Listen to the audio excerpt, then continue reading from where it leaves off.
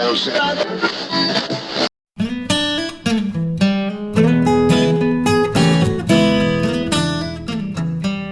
and welcome to Wise About Texas, the Texas History Podcast. This is your host, Ken Wise. Thank you very much for tuning in today for a little bit of Texas history.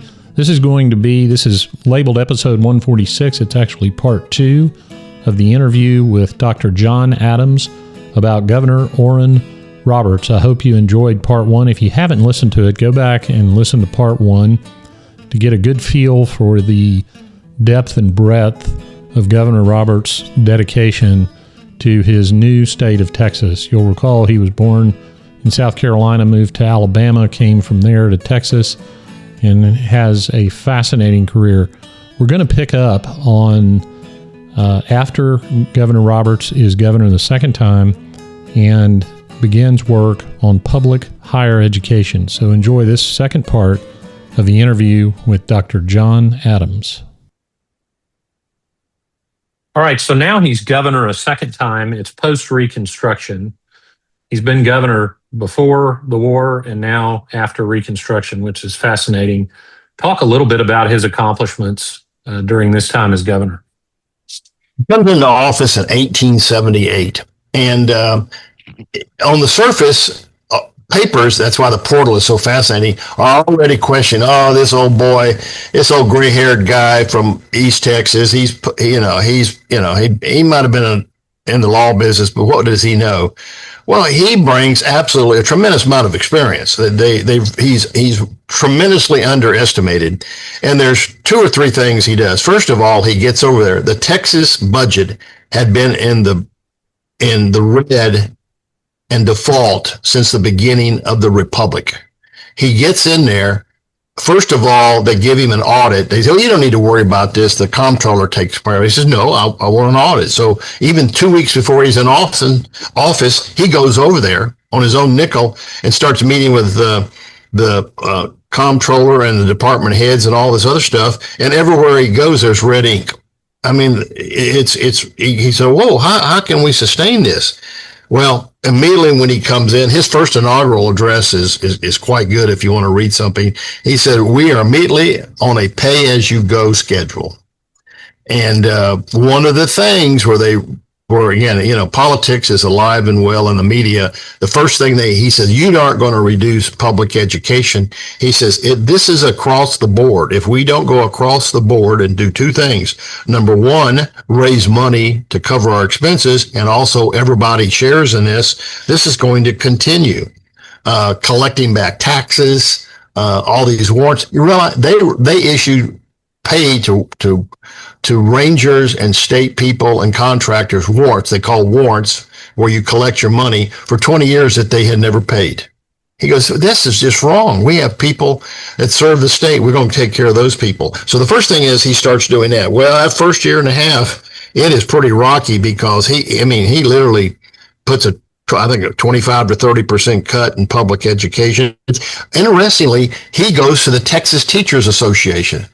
And I can't believe, they said, we can't believe you're going to go into that group because it's their ox that's gored.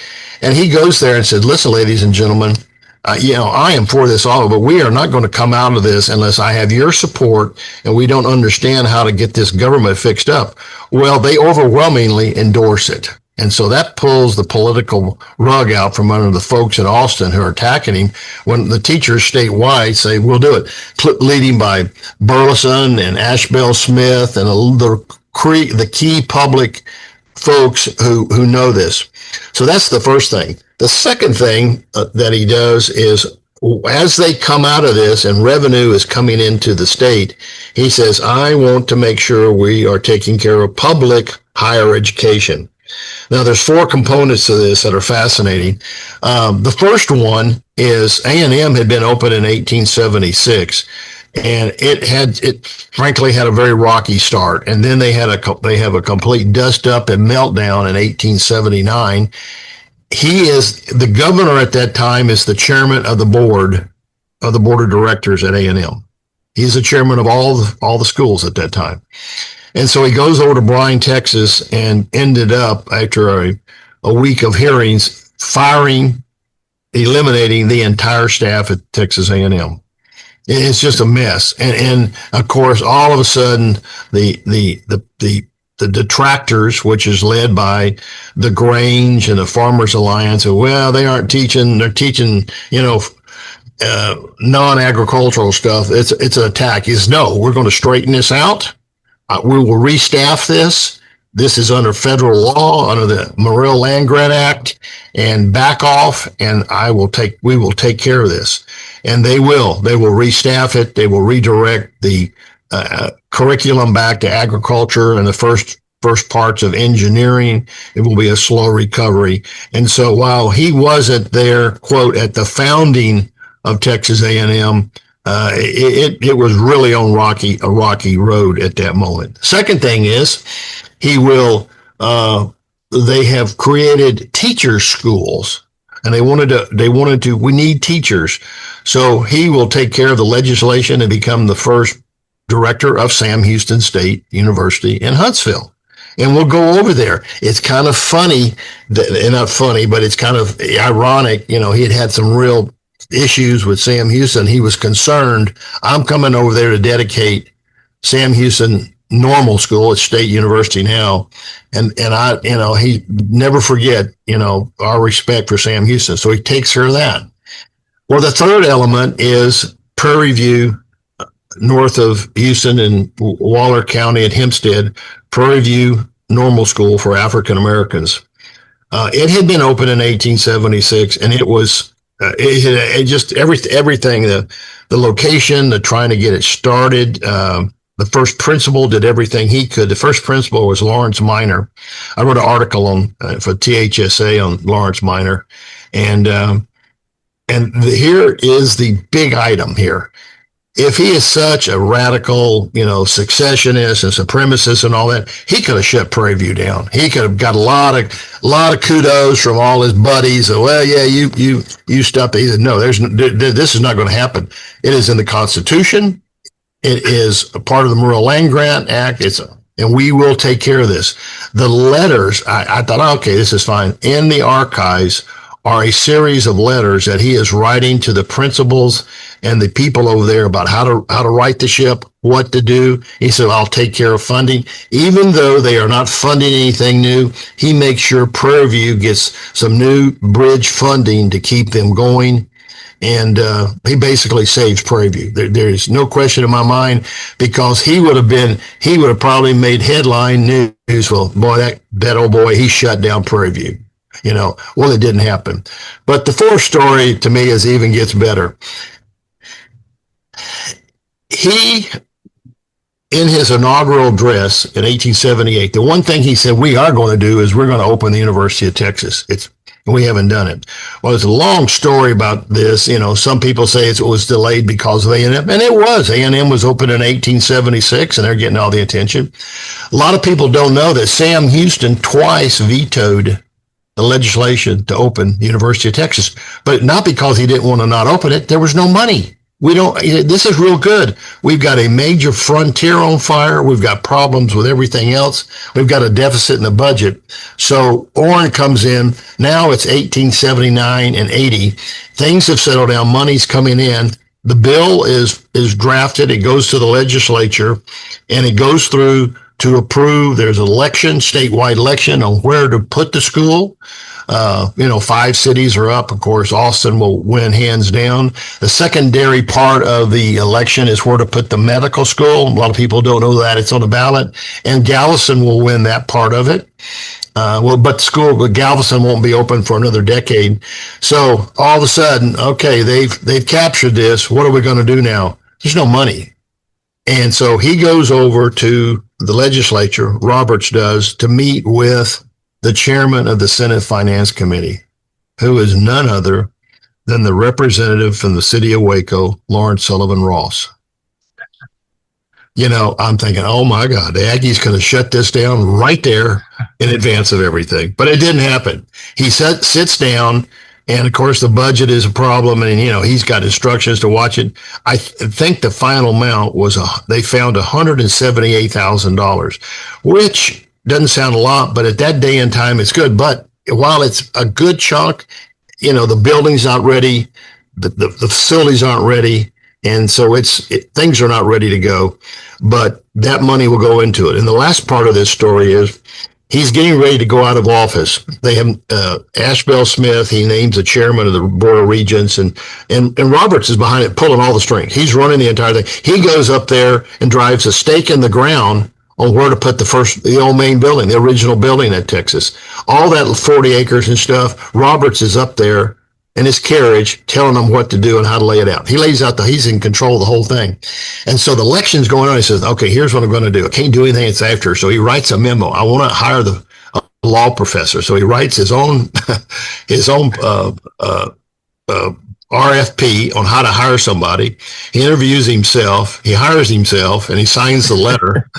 And he says, since the governor's making $3,000, I think the dean or the new law school guy ought to make $3,000. So he goes to the board and says, I've got this letter here where we've hired the first dean, and it's me. And so he literally is the first employee. He hires a second person to be his assistant in the law school. And then they fill, I guess, 5 or 6 faculty positions to open the school. He will be there as the key person on September 23rd, 1883. I think I got the date right. September 23rd. I know it's 1883. And go full circle in this discussion. At that ceremony, unbeknownst to him, because of his champion to open the university, they had commissioned to have this bust of him carved. That's the bust I saw at the Briscoe Center in the back of the reading room. Wow. It's not labeled, so you don't know it's him. It's just the bust from the shoulders up of him in marble. And that's the first item. That's the first piece of property owned by the University of Texas. And they present it to him. And then it ends up just kind of trickling off into a warehouse until it's pulled out and put up on top of the thing there. End of this story is, this is 83. He will live into the late 1890s. He will set up the curriculum. He will approve all the faculty. The law school will start slow. I think they've got about 100 students that starts with about 25 of those are in the law school. It's all case study method. Everything is the case study, or not, what's the right word? The holdings and the court holdings and findings and stuff like that. There were no books per se and nothing on Texas law. And so he creates his own books, his own programs to develop the law school. And he is there for about the next 6 or 7 years, and he slows down a little bit, buys a little house in Marble Falls.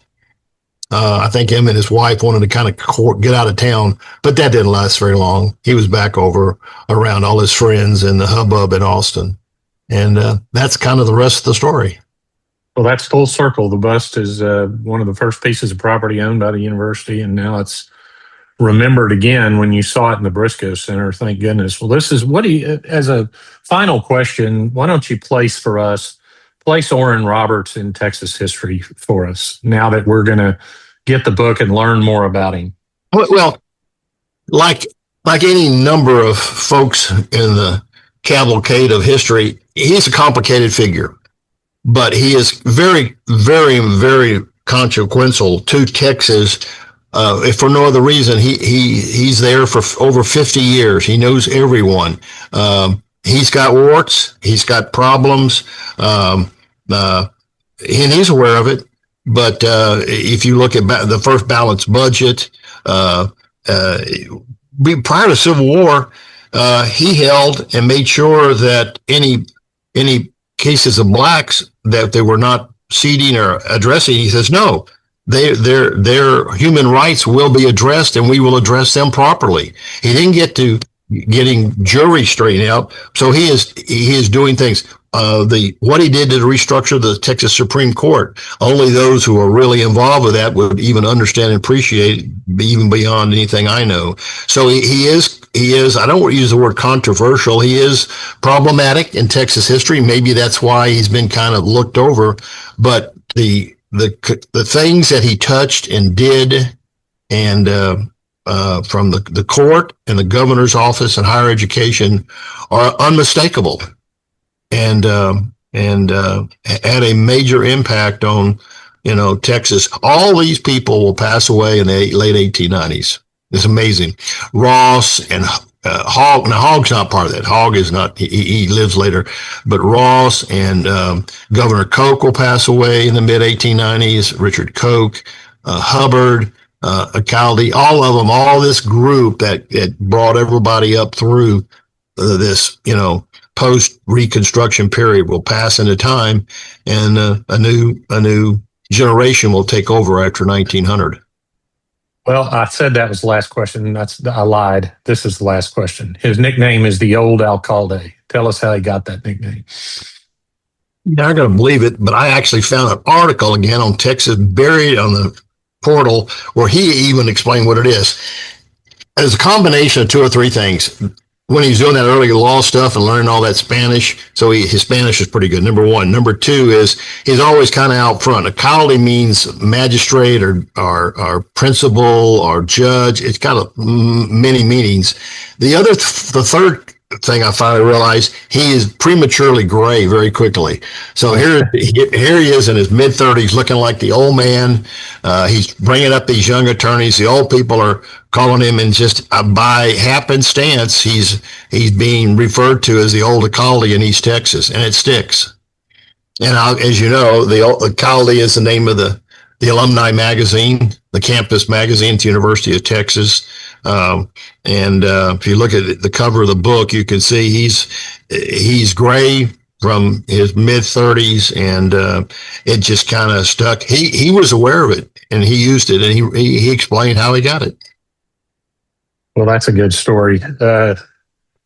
Well, the book is called The Old Alcalde, Life and Times of a Texas Fire Eater, Oran Roberts. Dr. Adams, thank you so much for being on the podcast, and thank you for everything you've done for Texas history. And I'm looking forward to that next book. So thanks for your prolific writing and your love for Texas. Well, thank you again. Well, that wraps it up for this episode of Wise About Texas. I hope you enjoyed that interview with Dr. John Adams. If you'd like to help preserve and promote the wonderful history of Texas, please go to patreon.com/wiseabouttexas. Go find us on social media on Instagram and Twitter at wiseabouttexas, and the Wise About Texas Facebook page. And right after you do that, go out and do something for Texas today. Until next time, God bless Texas, and we'll see you down the road.